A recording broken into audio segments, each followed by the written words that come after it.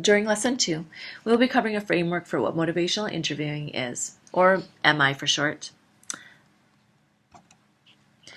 At the end of this lesson, you will be able to define influences to why people change, identify the stages of change, define motivational interviewing, describe the spirit of motivational interviewing, detect ambivalence and discrepancy in your patients, explain the principles of change, and identify situations to avoid with motivational interviewing. Overall, this lesson should help you understand what MI is and when it would be useful to use. In patient care, we often have the frustration of wondering, why don't people change? You're tempted to say and ask yourself, you would think that a heart attack would make someone stop smoking. But obviously, a life-threatening event or the possibility of one is not enough to make everyone change, just some people. So before we can understand motivational interviewing, we need to answer this question. Why do people change? So let's talk about change. What do we know about making change happen? Well, we do know that people change all the time. Change is naturally occurring and sometimes predictable, sometimes unpredictable. We've all had patients that have completely surprised us with making major lifestyle changes, maybe months or maybe years after being diagnosed with high blood pressure, or maybe a patient who finally decides to start taking their seizure medications so that they're not in and out of the hospital all the time. We also know that the more times, the more multiple encounters you have with a patient, that can also facilitate change. But we also feel that faith, hope, and self-efficacy can facilitate change as well. And that self-efficacy is really the patient's own belief that they can make that change happen. We also know that change is influenced by the patient's own motivation, how important they think that change is, their confidence in their ability to change, and how ready they are to do it. There's also a lot of counselor effects or provider effects, meaning the way that a provider interacts with the patient, appears to at least be as important as a specific approach the person takes. So counselors that were rated very high in demonstrating accurate empathy, non-possessive warmth with the patient, and genuineness had a greater effect than those that didn't. Accurate empathy should not be confused with empathy, which is just relating to someone with similar past experiences, but it's a skill, it's a reflective technique where the counselor is listening to the patient, clarifying and amplifying their own experiences, the patient's own experiences, and meaning that they're not imposing the counselor's own agenda. The definition of motivational interviewing is that it's a directive, client-centered or patient-centered counseling style for eliciting behavior change by helping patients to explore and resolve ambivalence. And that examination and that resolution of the patient's ambivalence is really central to the purpose of motivational interviewing. And we're intentionally trying to pursue this goal. Our main goal in working with our patients is to resolve ambivalence. This requires skillful listening to the patient and careful discernment about what the patient is sharing with us. Ambivalence is when the patient is feeling torn about a change, and it really is completely normal. But for our patients, it's our job to help them identify the tension and help them resolve it. For example, if your patient feels that their depression is better and they feel that they're taking their, for example, their fluoxetine, but they can't stand the idea of being on a medication for the rest of their life, motivational interviewing could really help address that patient's feelings about that behavior. We really can't talk about motivational interviewing without discussing the spirit of motivational interviewing. It's vital to motivational interviewing and also distinguishes motivational interviewing from other techniques. The spirit of motivational interviewing is a way of being with people.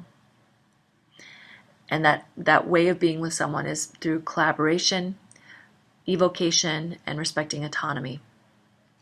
The authors stress that we shouldn't focus so much on the techniques that we lose sight of this spirit because it is so important. So we'll talk more about collaboration, evocation, and autonomy.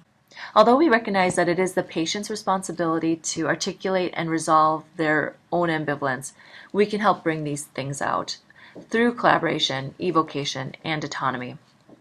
Collaboration in patient care with the patient is not always highlighted, but for motivational interviewing, it is important that the patient sees us as a partner. and that we see them as our partner as well, honoring their perspective and their expertise. Honestly, we cannot elicit any behavior change without the patient being on board. We know that.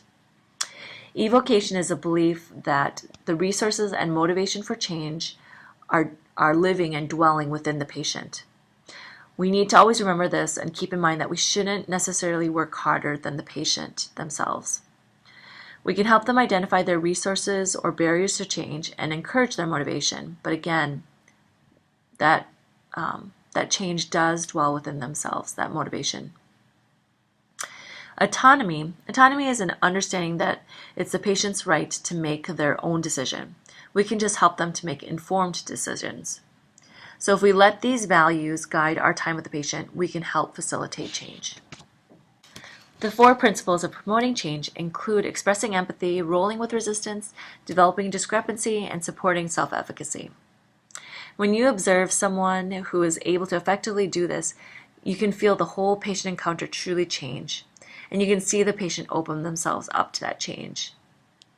We'll cover each of these principles in more detail. The ability to accurately express empathy without judgment is critical to motivational interviewing. The patient knows when you have empathy, and as I mentioned earlier, the relationship between the patient and the provider makes a huge difference in effectiveness. So by expressing empathy when appropriate, patients are more likely to share, they're more likely to be open to change thoughts or ideas, and less likely to be defensive. This also provides the opportunity for assessing other areas of need. For example, if your patient is sharing something about how difficult it is to take their blood pressure medications because of an unwanted side effect, maybe it's dizziness upon standing up. By seeing the situation through their eyes, you may be able to assess that what they would need through more thorough education on how their medications work to lower their blood pressure. Another key principle to motivational interviewing is to roll with resistance. Some like to call resistance counter-motivation instead. Overall, what that means is that we don't fight it, we explore it. And like any parent with a teenager will tell you, the more you counter-argue, oftentimes the more resistant they will become. So by rolling with it, you can start to diffuse that resistance and discourage argumentative reinforcement, where the patient can play devil's advocate and just start to oppose anything that you say or feel, just because you're saying that. Rolling with resistance can also encourage new perspectives that the patient could not see before because of the intensity of the resistance that they were experiencing. We also like to support self-efficacy. We've been talking a lot about this, and that's because it's critical to motivational interviewing. The patient is responsible for change, and once they believe that it's possible and have confidence, then that change becomes possible. It's also important to mention that there's no right way for change. Every situation obviously is unique. Even if they have a very low self-efficacy to start off with, the simplicity of progress or acting, maybe even just showing up with you for the appointment, can build their confidence. This can also help highlight skills that the patient has already. Maybe they're very good at verbalizing short-term goals, like next week I'll only smoke 5 cigarettes per day. And we can also strive to encourage trial and error with our patients. Some of our patients are so terrified of failing that they would rather not try at all. The last principle of motivational interviewing is to develop discrepancy. This is where a patient perceives a discrepancy between where they are and where they want to be, and how they experience that can be different for every patient. For example, your patient may be telling you that losing weight is very important to them, yet they also express that they refuse to give up their soda or sweet tea habit. Although it's tempting to focus solely on this principle, we know that, and the authors also suggest that we should not focus on this principle more than the other principles. By listening for discrepancies, we can help the patient examine their current behavior and identify barriers to that change. By developing this discrepancy, we can get the patient to come up with arguments for change and actually motivate them through themselves. We know that ambivalence can make that change happen. Other specific strategies that are not used in motivational interviewing include non-directive counseling, emphasize coercion, persuasion, constructive confrontation, and the use of external contingencies, incentives as well. So these may be things that you're familiar with or things that maybe you've seen tried. But motivational interviewing is more focused on goal-directed than non-directive counseling. And any type of persuasion or coercion is completely against the spirit of motivational interviewing. These strategies can evoke change for sure, but again, it's not really in line with the spirit of motivational interviewing. Now we'll go through a couple of scenarios or traps that you may find yourself in with your patients and some examples of how motivational interviewing can help you avoid it. So the first one is the question and answer trap. Definitely, I'm sure you've encountered patients where they have signs of continuous questions, question upon question upon question. And really what can happen, or the problem with that is that it can really create kind of this passive relationship. It can also make you be at a different hierarchy than the patient. So it can really close off the patient from really exploring their own thoughts and their own perception and expertise in what's going on. Instead, motivational interviewing really relies on that partnership between you and the patient and understanding that the patient does have that autonomy and that evocation to really make that change. Another situation to avoid would be the confrontation and denial trap. And this is where you'll see that the patient is countering each argument for change for argument for remaining the same. Well, it's not so bad. Lots of patients do this. The danger is that the patient will defend that point of view more strongly just because they start getting into the cycle. Through motivational interviewing, what we want to do is really encourage the patient to voice their reasons for change rather than trying to counter. We also want to avoid being the expert in a situation because, again, if it's my goal and not my patient's goal, it's just really not going to be as impactful. They might be accepting that goal half-heartedly or with half commitment.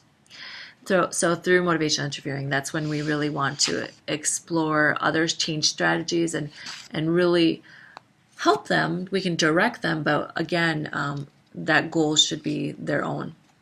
The labeling trap. Some people feel that patients need to accept a label or a diagnosis to change their behavior, but through motivational interviewing, we like to de-emphasize labels whenever possible, because oftentimes patients will resist being labeled. So another situation to avoid is the premature focus trap, and that's really where sometimes you get so focused on a conversation or a line of thought that we can miss a lot of other pieces of information. And so we really want to make sure that we go the places that the patient wants to go, and we don't just focus on an aspect of the care that we really want to focus on. Another situation to avoid would be the blaming trap, and you can see why that would be unproductive. And so through motivational interviewing, we really try to instill that there is a no-fault policy, and that we instead try to focus on the circumstance and the issue at hand rather than figuring out who to blame. So just in summary of what we've discussed, we know that people change all the time, and people are continually cycling through the stages of change, and that is normal. We also know that motivational interviewing is a direct patient-centered style to elicit behavior change by exploring and resolving that ambivalence. Hopefully you recognize that the spirit of MI is integral to motivational interviewing and cannot be forgotten, and those are collaboration, evocation, and autonomy. And the 4 principles of change, of producing that change, are expressing empathy, rolling with resistance, developing discrepancy, and supporting self-efficacy.